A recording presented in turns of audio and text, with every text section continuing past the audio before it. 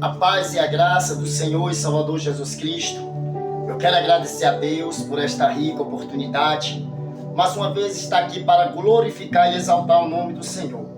Meus irmãos, vou deixar uma palavra que fica em Atos, aleluias, capítulo 10, que diz assim: um centurião chamado nome Cornélio.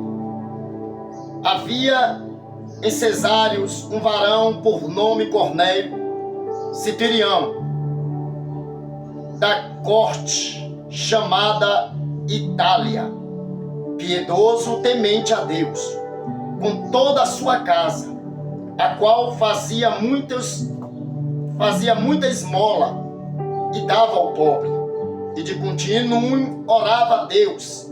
E este, quase a hora nona, no dia viu claramente uma visão, um anjo de Deus que se dirigia para ele e dizia: Cornélio.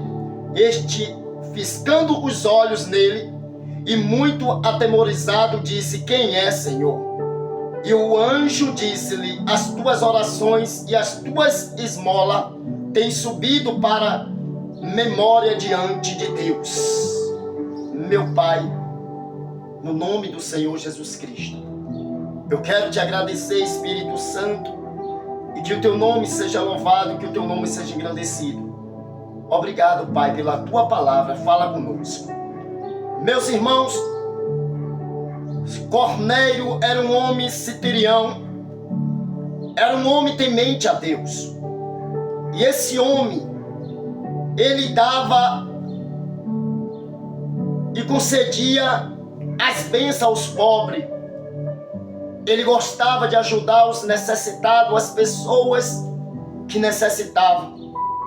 Ele tinha esse amor no coração e esta obra-prima de ajudar os pobres. E uma certa vez ele estava em jejum, orando. E ele viu uma visão. E nesta visão um anjo desceu sobre ele. E o Senhor falou com Cornélio. Aleluias. Esse homem vai ter uma experiência com o próprio Deus em uma visão. Ele em jejum, orando. E diz que o anjo apareceu para ele em uma visão. E nesta visão o anjo mostrou a Pedro. Aleluias.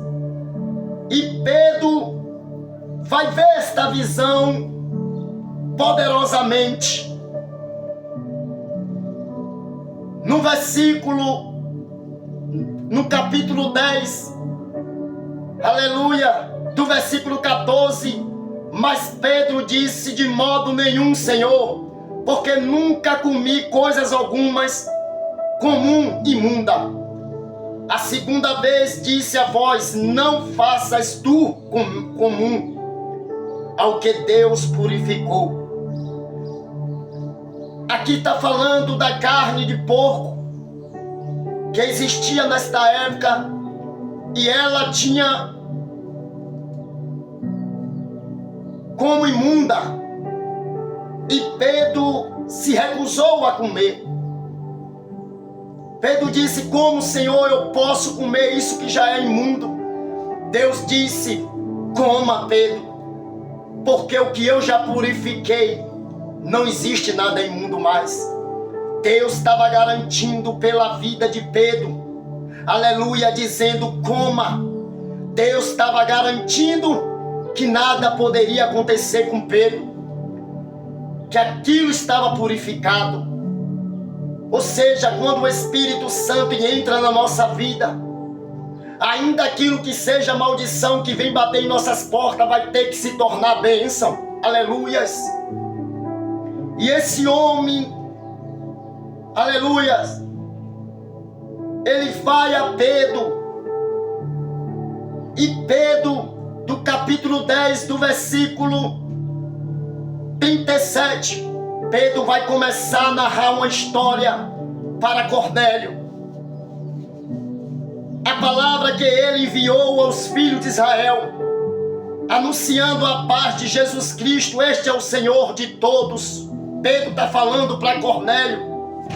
E esta palavra vos bem sabeis, e veio por toda a Judeia, e começando pela Galileia, e depois no batismo que João pregou, como Deus ungiu a Jesus o Nazareno, aleluias, o Espírito Santo com virtude, o qual andou fazendo bem e curando todos os oprimidos do diabo, porque Deus era com ele.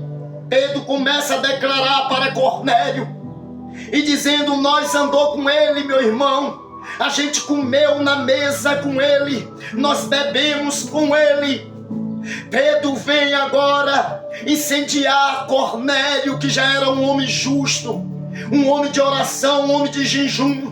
Mas Cornélio nunca teve a experiência de andar lado a lado com Deus, mas esse homem tinha uma fé, e ele tinha virtude de Deus, ele tinha prova do Espírito Santo na vida dele. Mas Pedro agora está contando face a face com esse homem. Nós andou com ele, nós comeu com ele. Aleluia. Oh, Espírito Santo. E Pedro passa todas as estruturas para Cornélio.